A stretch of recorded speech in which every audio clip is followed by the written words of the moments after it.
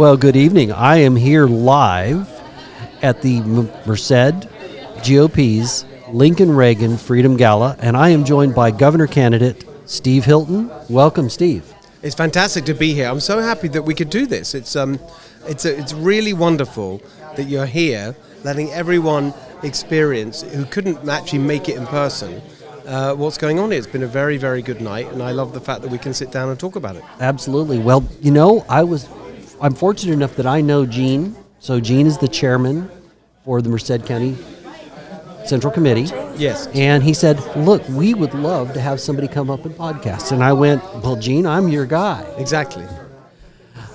I have a good friend that thinks a lot about what's going on with the governor's race. And you've got a huge job if you're elected. Yes. And he's like, okay, who's your education person? Who's your transportation person on day one? Who are those people? Because you can't know it all. No, that's exactly right. I mean, I've always said that turning California around will be a team effort in two ways. It's going to be a team effort to win, because it's not just about one person in one race.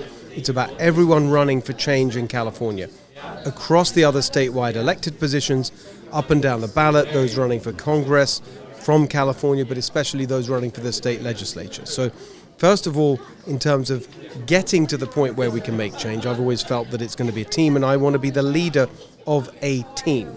That's how I've always thought about politics, a team effort. And then, once I am the governor, of course you're right, that it's all going to be about making the changes by putting in place common sense people instead of the ideologues that we have right now. And actually, when people say, well, Steve, you know, we love you, and even if you can win, what can you get done because you've got the Democrat supermajority? Oh, no, there's quite a list. Exactly, you've got the Democrat supermajority in the legislature. What can you actually get done? Well, the good news is that the governor runs the executive branch. And exactly to your point just now, a lot of the things that drive people crazy in California, that make everything so expensive, that make it such a nightmare to run a business, whether you're a farmer, and the water situation, the labor regulations, the environmental regulations, electrifying everything, you know, all these things are coming out of the agencies and bureaucracies in Sacramento. And so the governor appoints over 4,000 people to over 200 agencies. And so what you've just said is really the heart of what we're going to get done. So I am literally right now in the process of finding those people, getting them ready, making the plans, drafting the executive orders, making sure that we are ready on day one. And my comparison is with President Trump this time around compared to President Trump in 2016 and early 2017 when he took office. And you can see the difference. This time around, they had spent the years getting ready, literally preparing exactly what you've just said, the names of the people, the things that they're going to do, ready on day one. Absolutely, that's what I'm going to be. So you've decided to run. Now, first-generation Americans, I find if you come the right way, are some of the most patriotic because, wow, they came to embrace the freedom and opportunity.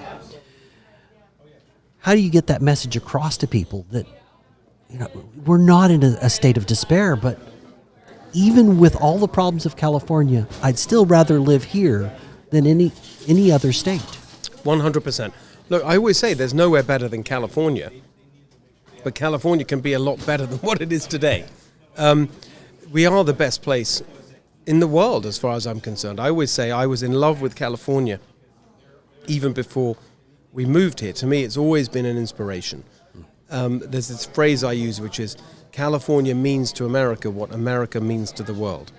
Mm-hmm. What I mean by that is that California represents the best of America, the absolute ultimate expression of everything that America should be. And, once we get rid of Gavin, that's true. Well, exactly. And if we just kind of think about what California could be, if we just... in a way, it's not even that complicated. It's just restoring common sense. It's getting rid of this ridiculous, bloated, nanny state bureaucracy that's just bossing us around, telling everyone how to live, how to run their lives, how to raise their children, how to run their business. All of that is just holding us back. And it's making it such a struggle to do anything in California. Once we lift those shackles, we're going to soar ahead. It's going to be amazing. And I just think that belief in the spirit and soul of California is just what drives me, because I just see our potential and it's been completely crushed. And, it's amazing to think that people are leaving California. Why would anyone leave such a beautiful, amazing place as this? Because the Democrats have made it so impossible for people. They've destroyed this beautiful idea of the California dream, the simple story of a good job where you make enough to raise your family in a home of your own, in a good neighborhood with a good school so your kids have a better life than you. All of that is just absolutely part of the story of California that's just been completely wiped out in these last 15 years of one-party rule. But I think we can turn it around, and it's not going to happen overnight. It's not going to be easy. I've never said that. But I do think that this is our best shot in at least 20 years to save our beautiful state and put us on the right track. Well, when I look at President Trump's first term, even with all of the fumbles that he made, and I think the fumbles were largely that he did not have the right team around him. It's not so much that I disagreed with his policies. I thought that he had a team that was not necessarily loyal to him, and he didn't realize just how much that fourth branch of government, I jokingly say fourth branch, there's only three, how much they were going to fight against him. And even with all of that, we went from a 2% economy under Obama for 8 years to the lowest unemployment you've ever seen for minorities. Yes. So I think that California actually can change faster if you have a bold plan. We will unleash the enterprise spirit in California. I mean, we've got such great people. We have such amazing entrepreneurs, such amazing business owners. I mean, look at our ag industry. I mean, we're ready to go, ready to grow, you could say. Everyone is just waiting for the opportunity to get the things they need to do the things they want to do. Government should not be in the way of that.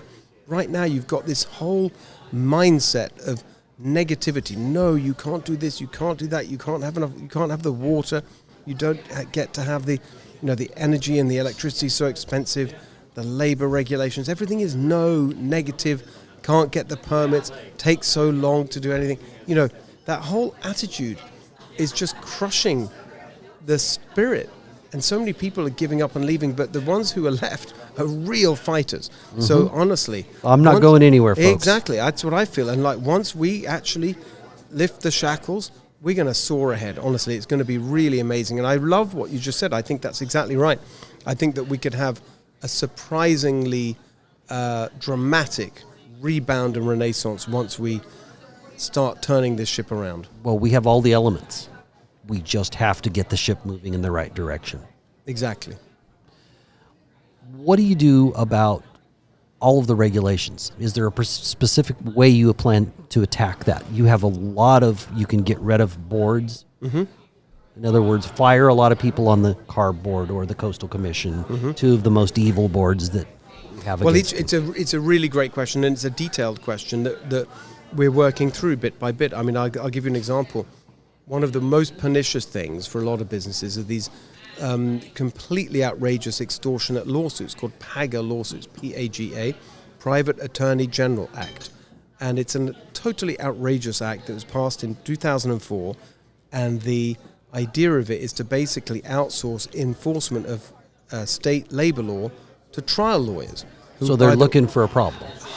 They're marketing for a problem. They're literally doing ads on Instagram saying, if the pay stub has the wrong font, whatever, it's just insane. All these ridiculous things, and it's costing businesses hundreds of thousands of dollars daily, probably. Exactly, and it's a nightmare that we can fix very easily without even changing the law. And I've published a plan on that just this week about how we can, if I appoint the right labor commissioner, who will change the process, which means that instead of just handing it over to lawyers, we deal with it inside of the government, and instead of always going to a lawsuit, you give the businesses the chance to respond, and then you give them a citation instead of a lawsuit. You can actually get rid of the whole problem. You can eliminate PAGA lawsuits without even changing the law.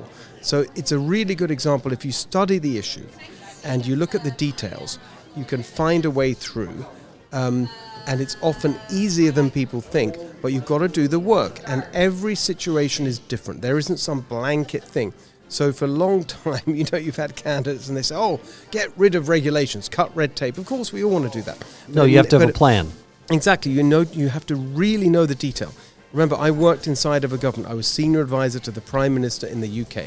One of the things I did there was lead the effort to deregulate the economy and to stop all this nonsense. And I have to say it wasn't particularly successful because I didn't have the political backing, but I learned a huge amount about the process and about how the bureaucracy fights back. I learned all their tricks. So now I'm very prepared and ready to go and do this properly to make sure we're prepared, we got the work done, we do the details, and so on day one we're ready to make a big difference.